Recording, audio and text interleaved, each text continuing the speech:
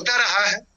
और आप सभी के बीच जो भी साथी भीलवाड़ा में समय दिए हैं उनका भी सही शुरुआत होने वाला है, ये आप मानिए। भीलवाड़ा जाने से पहले क्यों सही शुरुआत नहीं होता, भीलवाड़ा जाने से क्यों सही शुरुआत हो जाता है, इसका थोड़ा सा मैं डिफरेंस बताऊंगा एक कहानी के रूप में। बात है विजन की। जब विजन क्लियर होता है तब आदमी को समझाने लग जाता है, अच्छा समझा पाता है, उसको पूरा दिखता है तो आदमी को दिखा भी देता है। अपनी विजन को, अपनी दूरदृष्टि को, किसी को अपनी एक्साइटमेंट के सहारे उसको समझाया जाता है, उसको अपनी कॉन्फिडेंस के सहारे समझाया जाता है। जो चीज हमारे बीच में हमारे सामने नहीं होता वो चीज सामने वाले को अपना कॉन्फिडेंस से भी समझाया जाए। आपने देखा है, वो नहीं देखा है, तब भी उसको आप समझा देते हैं, तब आपका काम अच्छा हो जाता है, आपको संतुष्टि मिलती है। ये एक सुंदर सा कहानी है, इसको मैं आप सभी के बीच शेयर करूंगा। कभी एक व्यक्ति, अंधा व्यक्ति, अपना प्रचार खूब करता है, यानी कि एक आंख वाला व्यक्ति को अपना प्रचार इतना तेजी से करता है, इतना कॉन्फिडेंस से करता है, वो आंख वाला व्यक्ति हार जाता है और अंधा जीत जाता है। कई बार होता है, क्या बोलता है कि दुनिया में अंधेरा है, उजाला नहीं है। और आंख वाला व्यक्ति बोलता है कि दुनिया में उजाला है, तुझे मालूम नहीं है। वो उजाला का, प्रकाश का पूरी तरह से प्रमोट करता है, पूरी तरह से कॉन्फिडेंस दिखाता है, और ये अंधेरे का पूरी तरह से प्रमोट करता है, अंधेरे का पूरा प्रचार करता है। यानी इसका अंधेरे का प्रचार इतना तेज होता है, इतना कॉन्फिडेंस के साथ होता है। आंख वाला व्यक्ति जब प्रकाश का प्रचार करता है, उजाला का प्रचार करता है, उसका कॉन्फिडेंस लूज पड़ जाता है, इतना तेजी से ये कॉन्फिडेंस से बोलता है। अब ये सिलसिले कई दिन तक चलता है। वो बोलता है दुनिया में अंधेरा है, और आंख वाला व्यक्ति बोलता है कि दुनिया में उजाला है। ये बहसबाजी का मुद्दा बन गया। ये हमेशा ये चलता रहा, ये कुतर्क वितर्क चलता रहा, तर्क वितर्क में कई दिन कई महीने चलता रहा। जब भी वो चौराहे पे मिलते हैं, बात करते हैं, ये उजाला को इतना कॉन्फिडेंस से बोलता है कि उजाला हकीकत में है, और उससे कई गुना कॉन्फिडेंस से अंधा व्यक्ति अपना अंधेरे का इतना प्रचार करता है कि वास्तव में दुनिया में अंधेरा है, उजाला नहीं है। फिर दोनों उलझ जाते हैं और तर्क वितर्क खत्म होता है, पूरे घर चले जाते हैं। चलते चलते कई दिन कई महीना बीतने के बाद एक विज्ञ व्यक्ति से पूछने लगे, इसका समाधान क्या है, हकीकत में क्या है, उजाला है या नहीं है, अंधेरा है या नहीं है, इनमें से क्या ठीक है, थोड़ा बताइए। विज्ञ व्यक्ति बहुत माना जाना व्यक्ति था, वहां का बड़ा संत था, वो बड़ा माना हुआ संत है, उसको हजारों लोग, लाखों लोग मानते हैं। उसके पास सलाह मशवरा करने आते हैं, तरह तरह की बात करते हैं, जिंदगी का समस्या का समाधान भी पूछते हैं, वो सबको बताता है। और ये दोनों जब वहां पहुंचे तो उन्होंने एक चीज बताया, बोला यार इसका समाधान नहीं है भाई, आप क्यों उलझन में, अब क्यों कुछ तर्क वितर्क में पड़े हुए, तर्क वितर्क मत करो, ये समझाने वाला पार्ट नहीं है, समझाने बुझाने से काम बनने वाला नहीं है। आप दोनों की जो बात है कुछ और है, कुछ गंभीर है, तो क्या करना पड़ेगा, कुछ तो बताइए। बोले इसको आप एक आंख वाला डॉक्टर के पास ले जाओ, आंखों का जो डॉक्टर होता है उसके पास ले जाओ, अंधा व्यक्ति का इलाज वो कर सकता है, हम नहीं कर सकते, मैं नहीं कर सकता, इसको मैं नहीं समझा सकता। क्यों?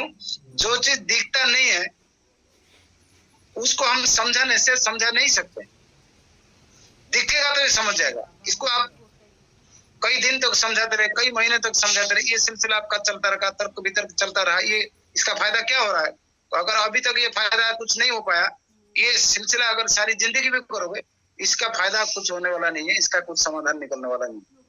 एक ही समाधान का रास्ता है, मेरे से मत समझवाइए, मेरे से कुछ मत बोलवाइए, आप इसका इलाज जो है आंखों के डॉक्टर के पास है, उसको वहां लीजिए। बोला इतने सारी बात किया, हमने सोचा ये समझा देगा, इतना बड़ा संत आदमी है, साधु आदमी है, ये इतना बड़ा ज्ञानी आदमी है, क्या फायदा हुआ। चलो जब बोलता है एक बार ये कर ही लेते हैं। कुछ लोगों ने बोला इसको ले चलते हैं डॉक्टर के पास, वहां पे ले गए। डॉक्टर के पास जो ले गए, उसने बेड पे लेटाया, उसकी दोनों आंख में 2-2 बूंद लिक्विड टपकाया, यानी जो आंखों के लिए जो मेडिसिन चाहिए, जो लिक्विड चाहिए, जो ड्रॉप डालना चाहिए, वो डलवा दिया। उसको मालूम था कि 2 ड्रॉप डालने से इसका आंखों में रोशनी आ सकता है, उसने 2-2 ड्रॉप टपकाया और उसका आंखों में रोशनी आ गया और सारा दुनिया को वो देखने लगा। जैसे देखने लगा उसको पूछा, अब बताओ दुनिया में उजाला है या नहीं है? वो बड़ा नाराज होने लग गया, गाली गलौज करने लग गया। और क्या हो गया भाई, नाराज क्यों हो रहा, गाली क्यों कर रहा है? बोला मेरे दोस्त को मैं इसलिए गाली कर रहा हूँ, ये मुझे कई दिन से समझा रहा है, कई महीनों से मेरे पीछे पड़ा हुआ है, बहसबाजी हमारा हमेशा चलता रहा, ये अभी तक इतना सा काम नहीं करने से हमारा काम अभी तक इतना दिन तक जो है ये बहसबाजी चलता रहा। यही काम अगर वो 1 महीना 2 महीना पहले जिस दिन इसका शुरुआत हुआ उस दिन अगर यही काम कर दिया होता तो इतने दिन तक इतना बहसबाजी नहीं चल रहा होता और मैं अंधेरे का प्रचार नहीं कर रहा होता। ये मेरा दोस्त है, ये इतना सा भला काम अगर इतने दिन बाद ये पहले भी तो कर सकता है, इसलिए गाली दे रहा हूँ। इतना सा काम शुरुआती दौर में हो जाना चाहिए, होता तो बहुत सारे समय बच जाते, बहुत सारे एनर्जी बच जाते, बहुत सारे नए काम भी होते, प्रचार करके उजाले का प्रचार होता तो उसका फायदा भी बहुत सारे होता। यानी कि बात हकीकत इसलिए है, ये बात इसलिए हमने एग्जाम्पल के रूप कहानी के रूप में रखा कि बहुत सारे लोगों को बहुत सारी बातें बताई जाती है, तब तक बोलते रहते हैं, तब तक समझाते रहते हैं, अपने कॉन्फिडेंट कमजोर पड़ जाता है जब तक हम खुद नहीं देखते हैं कि उजाला है तो कैसा है। बहुत कुछ दुनिया में है, वो कैसा है, जब तक खुद नहीं देखते हैं किसी को अपने कॉन्फिडेंट के साथ किसी को हम समझा भी नहीं पाते। जब देख लेते हैं वास्तव में दुनिया क्या है, दुनिया कहाँ जा रहा है, हम कहां पर अटके हुए, हमको क्या करना चाहिए, कितना अपडेट होना चाहिए। दुनिया में उजाला तो है, उजाला का फायदा हमको क्यों नहीं मिल पा रहा है? क्यों हमें उस विजन को प्राप्ति नहीं है जिस विजन में हम दुनिया को देख सकें, दुनिया में उजाला देख सकते हैं। अब हमें वो विजन लेने के लिए, दूरदृष्टि को क्लियर करने के लिए, अपने कॉन्फिडेंट को बड़ा करने के लिए हमें देखना जरूरी होता है, सुनने से नहीं बनती। हम बहुत सारी बातें सुनते हैं, बहुत सारी बातें देखते हैं, बहुत सारी बहसबाजी, बहुत सारी तर्क वितर्क चलता है, इसके बीच में से हम अलग नहीं हो पाते हैं, इसलिए हम किसी को समझाने भी असमर्थ होते हैं। इसलिए एक बार विजन क्लियर करने के लिए हमें दुनिया को देखना चाहिए, हमारा आंखों का पर्दा हटना चाहिए, हमें पूरी तरह से क्लियर देखना चाहिए कि दुनिया क्या है। यही चीज जब हम किसी बड़े डॉक्टर के पास जाते हैं तब वो हमारे आंखों में 2 ड्रॉप डालता है और हमें पूछता है दुनिया में उजाला है अब नहीं है, क्या है ये बता दो। फिर उसको उस समय हमको बताने की जरूरत नहीं पड़ती। तो बात है विजन क्लियर करने की, इसलिए हम भीलवाड़ा में जाते हैं कि हमारी विजन क्लियर हो जाए, हमको दिख जाए कि दुनिया क्या है, दुनिया कितना अपडेट है, कितना आगे है, कितने लोग इसको खुशी खुशी करते हैं और इसका फायदा भी लेते हैं। और टीसीजी का जो प्लांट है कितना खूबसूरत है, कितना ज्यादा है, कितना बड़ा है। इसका जो ऑफिस है 70 लाख स्क्वायर फुट में है, कितना बड़ा परिसर में बना हुआ है। और इसमें जो अचीवर्स हैं कितने ज्यादा अचीवर्स हैं, कितने स्टेट में सब चल रहा है।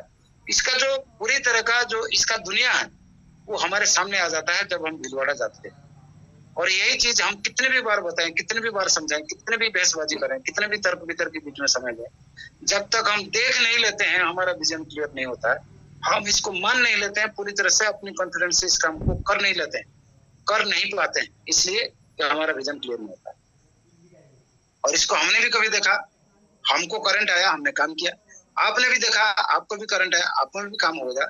बट बात है आपको कितने परसेंटेज चार्ज है और किस तरीके से आप इस काम को करने वाले हैं, उसके ऊपर बात होगी। आपको अच्छी बात समझ में आएगी और बात समझने के साथ साथ आपका काम भी होगा, क्योंकि अभी आपको विजन क्लियर है, आप देख चुके हैं वास्तव में ये बहुत बड़ा नजारा यहाँ पर है, जिस काम को पाने के लिए हम हकदार हैं बट नहीं पा रहे हैं, इससे हम कहीं दूर हैं। इस काम को अब किया भी जाएगा और उस कॉन्फिडेंस से काम करके उसका रिजल्ट लिया भी जाएगा, नो डाउट। हमने भीलवाड़ा विजिट किया, हर तरह से पूरा देखा, कहीं भी कोई कसर नहीं रखा। भीलवाड़ा जाने से पूरी तरह से हम संतुष्ट होकर के आए हैं कि वास्तव में कंपनी बहुत बड़ी है, काम बहुत बड़ी है, मिशन बहुत बड़ा है, रिजल्ट बहुत बड़ा है। लाखों लाख लोग जो है यहाँ पे लाखों रुपए कमाने भी लगे हैं। अपन क्यों नहीं कमा रहे हैं? हमारे को कमाने के लिए क्या करना चाहिए? ये काम होगा, इसके ऊपर रिजल्ट आएगा। काम होगा आसान तरीके से होगा और काम होगा बड़ी हार्ड वर्किंग के साथ होगा, तरीका आसान होगा, बट हार्ड वर्किंग के साथ होगा, कठिन परिश्रम के साथ होगा। कठिन परिश्रम दो तरह की है। परिश्रम करते हैं, रास्ता गड़बड़ है तो हमारा परिश्रम बेकार जाता है। परिश्रम करते हैं, रास्ता बिल्कुल सही है, सही जगह पे हम पहुंच जाते हैं। किसी भी काम के साथ, जब भी कोई काम होता है, परिश्रम के साथ होता है। अगर आपको आने वाला समय में राजा बनने का अधिकार है, राजा बन सकते हैं, तो डेफिनेटली आपको 1 बार, 2 बार, 5 बार, 10 बार हार्ड वर्किंग के साथ राजा बनने के लिए जो प्रयास है, उस प्रयास को जारी भी रखना पड़ेगा, उस काम को करना भी पड़ेगा। इसलिए अपन करें, बट सही तरीके से करें। एक काम शुरुआती दौर में गलत हो जाने के साथ बेशक होता है, हो जाए, गलती हो जाए, चलेगा। 1 बार हो जाए, 2 बार हो जाए, 3 बार हो जाए, चलेगा। बट एक काम को बार बार गलती करने के साथ ना किया जाए, करने से नहीं चलेगा। कहते हैं 3 बार चलता है एक काम, एक गलती 3 बार तो चलता है, पर चौथी बार नहीं चलता है, नहीं चलना चाहिए। अगर चल रहा है तो डेफिनेटली हम उस गलती को नहीं सुधार रहे हैं, गलती को नहीं सीख पा रहे हैं, गलती को रेक्टिफाई नहीं कर रहे। अगर करने को कोशिश करते हैं, काम भी बड़ा अच्छा निकलता है। इसलिए मैंने बोला था इस काम को करें, और करने के साथ साथ गलतियों के साथ करें, बेशक करें, बट गलतियों को ना दोहराने के लिए कभी ना कभी किसी ना किसी सक्सेस अपलाइन के बीच में आए, सक्सेस अपलाइन को सलाह मशवरे के साथ करें, उसको पकड़े। कॉमन सेंस तो यही कहता है। विजन क्लियर हो गया, काम करना है, काम करने से गलती होगा, गलती करने से सुधार होगा, सुधार करने से काम भी आगे निकलेगा, बट किसी ना किसी सक्सेस अपलाइन के बीच में रह के करें, उसकी सलाह मशवरे के साथ करें। यही है सबसे बड़ा राज है। लोग बोलते हैं कि राज क्या होता है, बताइए राज क्या होता है, बताइए। आपको अगर मैं अपना काम का तौर तरीका छिपाऊं, आपको अपना काम करने का तरीका, सही तरीका अगर ना बताऊं, क्या मुझे फायदा होने वाला है? और मैं अगर आपको बता दूं, आपका रिजल्ट बड़ा हो जाए, आपको काम बड़ा हो जाए, आपको पैसा ज्यादा आने लग जाए, क्या मेरे को कोई नुकसान होने वाला है? आपका काम बड़ा होने से अगर मेरा काम बनता है, मेरा काम बड़ा होता है, आपको इनकम बढ़ने से मेरा इनकम बढ़ता है, तो मैं क्यों छुपाऊं? मेरी अपनी कामयाबी की राज मैं छुपाने से मुझे क्या मिलने वाला? तो डेफिनेटली यहाँ पे कोई राज की बात ऐसा होता नहीं है। बात सब कुछ सामने होता है। बात है सीखने की, समझने की, मानने की, मानते हुए इस काम को आगे बढ़ाने की। हम कितने परसेंटेज मानते हैं? सब कुछ एकदम ओपन बुक है, खुला किताब, सब कुछ यहाँ पर खुला किताब है। कभी टीसीजी बोलते हैं, कभी बीसीजी बोलते हैं, कभी विनोद जी बोलते हैं, कभी मैं बोलता हूँ, कभी आप बोलते हैं। यानी एक दूसरे से सीखने के लिए पर्याप्त सीमाएं यहाँ पर हैं। उस सीमाओं के बीच हम लोग बंधे हुए हैं। हम कहीं ना कहीं किसी ना किसी से सीखने के लिए यहाँ पे हमको कहीं ना कहीं स्कोप मिलता ही रहता है। अगर हम सीखने के मूड में हैं, उस मोड पे चल रहे हैं, तो डेफिनेटली हमारा काम आसान हो जाएगा। बहुत कुछ है। और कोठारी साहब बोलते हैं ना, सीखने के लिए नाली में पड़ा एक शराबी भी हमको सिखा सकता है। ना सीखना चाहें, हमको अपना एक्सपर्ट यूनिवर्सिटी का जो बड़े से बड़े प्रोफेसर है, वो भी अपन को नहीं सिखा सकते हैं। बात सीधी सीधी है। बहुत कुछ यहाँ पर है, सब जगह, जगह जगह मीटिंग में है, सेमिनार में है, वीडियो में है, ऑडियो में है, आपको जो मीटिंग में मिलता है, यानी सेमिनार वेबिनार कहीं ना कहीं हमको हर चीज से कहीं ना कहीं हमको सीखना। अब हम करते क्या है, हमारा तौर तरीका क्या है, वो हमारे अपने अंदर जो गुरु बैठा हुआ है, वो अपन को चलाता है, हम कितना मानते हैं। बात आती है, शुरुआत करें, बढ़िया से करें। स्टार्टअप को अगर बढ़िया करते हैं, शुरुआत बढ़िया हो जाता है, तो काम हो जाता है। पता चलता है हम किसी के डाउनलाइन है, तो हमारे अपलाइन हमको सब कुछ बताने वाला है, हमको साथ चलाने वाला है। अब समझने की चीज है, अगर हमारे ऊपर कोई अपलाइन है, हम उनके अगर डाउनलाइन है, तो हम टीम वर्क करने की कोशिश करते हैं। टीम वर्क, छोटा टीम है चाहे बड़ा टीम है, हम टीम वर्क के साथ काम कर रहे हैं, तो डेफिनेटली वो छोटा सा टीम के भी हम अपलाइन हैं। अगर हम किसी के अपलाइन भी है, किसी के डाउनलाइन है, किसी के डाउनलाइन भी है, किसी का अपलाइन है, ये सिलसिला इसी के बीच चलता है। इसलिए कहा जाता है, आप कहीं से भी लेते हैं, ये आप ध्यान से देखिए, आपको देने वाला क्या देता है। अगर आपको ज्ञान सही से मिल रहा है तो आप सही से देने की कोशिश करें, अगर गलत चीज मिल रहा है तो आप गलत देने की कोशिश करते हैं। इसलिए लेते समय आपको ये तय करना चाहिए आप किससे क्या ले रहे हैं।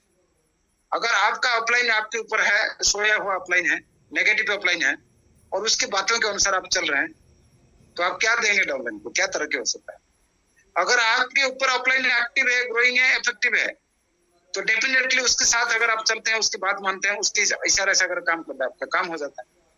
बात यही है कि आपका इनकम है जिस लेवल पर है, जितने का इनकम आपका है उससे बढ़ करके आपको इनकम हो रहा है या नहीं, आपका बढ़ करके अचीवमेंट हो रहा है कि नहीं, इसके ऊपर मंथन करने की जरूरत है, मनन करने की जरूरत है, चिंतन करने की जरूरत है। आपका स्थिति क्या है, अगर बढ़ रहा है तो सही है, नहीं बढ़ रहा है तो कहीं ना कहीं चुक है, उसको किस तरीके से सुधार किया जाए। एक्टिव ग्रोइंग अपलाइन के बीच में रहकर इसको सुधारें, काउंसलिंग करें, बात करें, कम से कम 3 आदमी के साथ करें। आप रहे, आपके अपलाइन भी रहे, आपके अपलाइन के अपलाइन भी रहे, 3 आदमी के बीच में काम होगा। जब आप कोशिश करते हैं समाधान के लिए, कहीं ना कहीं उलझन में आप अटके हुए होते हैं, उसको अगर दूर करना चाहते हैं, स्पीड से काम करने की जरूरत है। अभी एक आदमी बीच के बंद के ना रहे, कम से कम 3 आदमी साथ रहे। कभी भी कोई समस्या होता है, आप व्यवसायिक लाइन में हैं और आप किसी स्पिरिचुअल लाइन में हैं, आप कहीं सोशल लाइन में हैं, कहीं भी है, किसी संगठन में अगर काम करते हैं, जब भी आपके साथ कोई समस्या होता है 3 आदमी को लेके काम करना चाहिए। खुद होते हैं, जिसके साथ समस्या बन रहा है वो भी होता है और समस्या समाधान करने वाला भी कोई होता है। यानी कि एक अपलाइन, एक डाउनलाइन और खुद, तीनों के बीच में होना चाहिए। आप अपने आप करेंगे तो बात नहीं बनेगी। क्यों कि आप जिनके साथ चल रहे हैं वो आपके बहुत प्रिय हैं, आपके बहुत पुराने मित्र हैं। आप उनके साथ मित्रता निभाते हुए आप अपने काम को बहुत देर तक करते रहें। आपकी जो इमेज है, आपकी जो दोस्ती है वो दोस्ती तक है। आप उसको समाधान की तरीके से, आप किसी नई चीज को ट्रेनिंग की तरीके से, बड़े काम को बड़े विजन के साथ, बड़े ट्रेनिंग के साथ अगर आप उसको बड़े ट्रेनर के हिसाब से अगर बात करेंगे तो आपकी बात पचने वाली नहीं, बनने वाली नहीं। क्यों, आप उसके दोस्त हैं, मित्र हैं तो हैं, आप ट्रेनर नहीं है। इसलिए कम से कम आपके पास कोई ना कोई थर्ड पार्टी ट्रेनर जो एक्टिव ग्रोइंग अपलाइन है, जिनके पास रिजल्ट आ सकता है। अभी कुछ समय पहले बात हो रहा था प्रकाश जी से कि हमारे कंपनी की तरफ से भी लोग आते हैं, बोलते हैं कि हम आपकी जो टीम है, टीम को हम मोटिवेट करेंगे और टीम को हम कहीं ना कहीं सपोर्ट करेंगे, टीम को हम कहीं ना कहीं अच्छा मैसेज देंगे, अच्छा इंफॉर्मेशन देंगे और बात बनेगा। बात है ट्रेनर की, ट्रेनर आते हैं, बात करते हैं, बात करेंगे भी, हम उनको इंफॉर्मेशन देंगे भी, सब कुछ सही चलेगा भी। बात है क्या हमें वो जानते हैं हमारे पर्सनली फील्ड में क्या क्या दिक्कतें हैं, अपलाइन डाउनलाइन के बीच में हमारे साथ क्या दिक्कतें हैं, हम किस इमोशनल के साथ काम करते हैं और किसका इमोशनल के साथ क्या हमें फीडबैक देना पड़ता है, उसका इमोशनल पढ़ने के साथ साथ हम चलते हैं। क्या वो ट्रेनर जानता है क्या इतना कर पाएगा? इसलिए ट्रेनर के हिसाब से नॉलेज दे सकता है, इंफॉर्मेशन दे सकता है, पर जो पर्सनली जो चैलेंजेस हैं उसको हम अपलाइन डाउनलाइन बन के इसको क्लियर कर सकते हैं, बिजनेस को छोटा को बड़ा भी बना सकते हैं।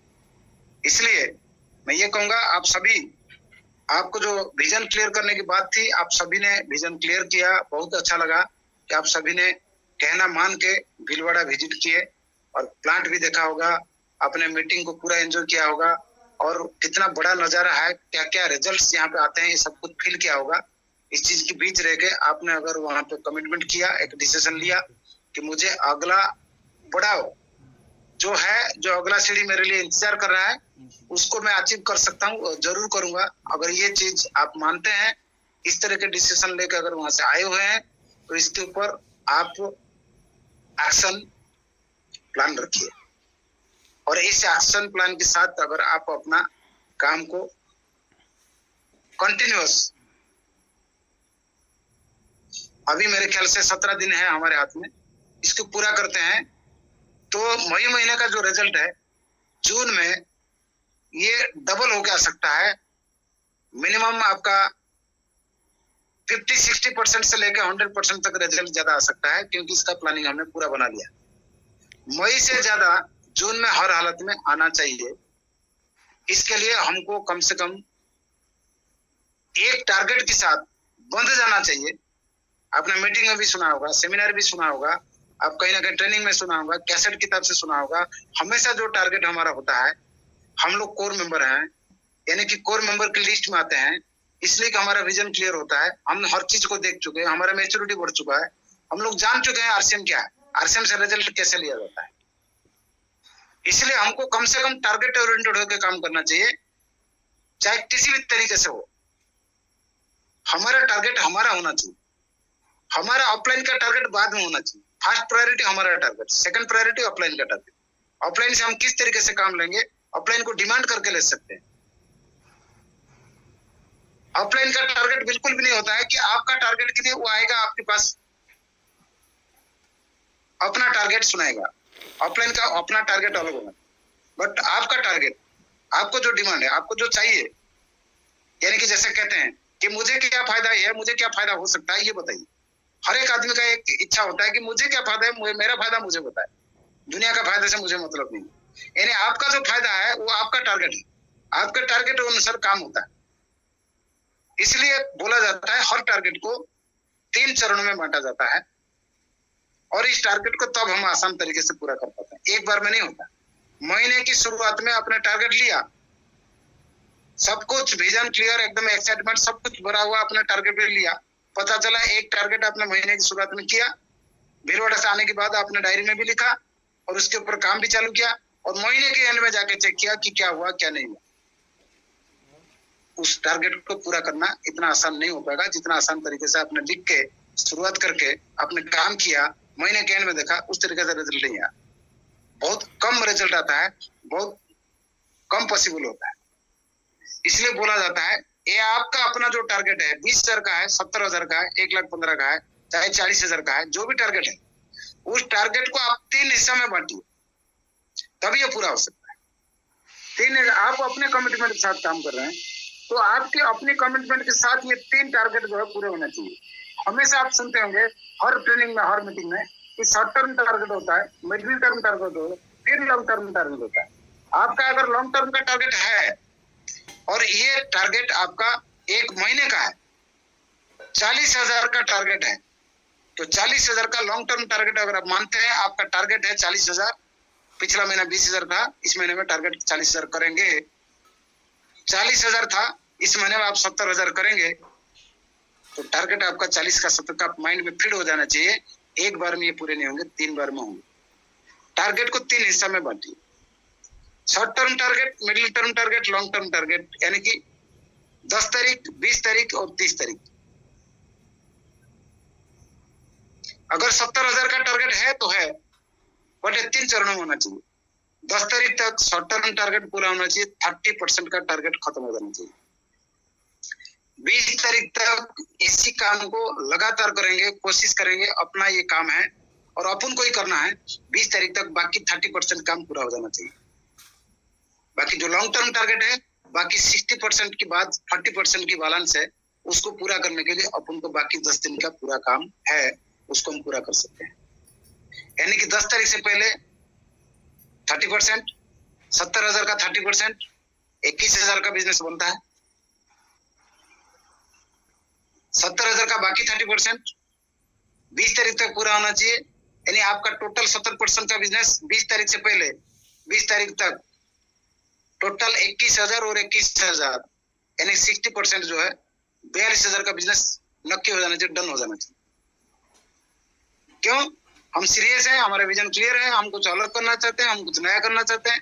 जिस तरीके से सक्सेस लोग करते हैं उसी तरीके से करना चाहते हैं, सक्सेस ऑफलाइन के इशारे से चलना चाहते हैं, तो आपको ये करना पड़ेगा जो सक्सेस लोग कभी किताब में लिख गए, कभी किसी ट्रेनिंग में बोल गए, कभी हम लोग जैसे बात करके आपस में इस चीज को आपको बताने का प्रयास कर रहे हैं। ये तरीका अपनाना पड़ेगा। 30%, 30%, 40%, short term, middle term, long term. अगर ये चीज हम लोग करते रहे, चाहे 20,000 का बिजनेस क्यों ना हो, 20,000 है तो है, उसका जो 30% है 6,000 है, यानी 10 तारीख से पहले 6,000 कंप्लीट हो जाना, 20 तारीख तक 12,000 कंप्लीट होना चाहिए। 30 तारीख तक बाकी 8,000 कंप्लीट करके 20,000 पूरा कर देना। टारगेट ले लिया तो ले लिया, एक बार में नहीं होता। अक्सर हम लोग क्या गलती करते हैं, शुरुआत करते हैं, मानते हैं कि बिजनेस अब की बार ये होने वाला है, समझ में आता है, 10 तारीख निकल गया, ठीक है देख लेंगे, 20 तारीख निकल गया, ठीक है देख लेंगे, लास्ट डेट अभी 10 दिन बाकी है। पता चला 30 तारीख को रात को 11 बजे कसम कस में लगे हुए हैं, 30 तारीख को 10 बजे तक, 9 बजे तक, 8 बजे तक पता चला, 29 तारीख एंड होने के बाद पता चला 10% 20% बिजनेस किया हुआ है, जो काम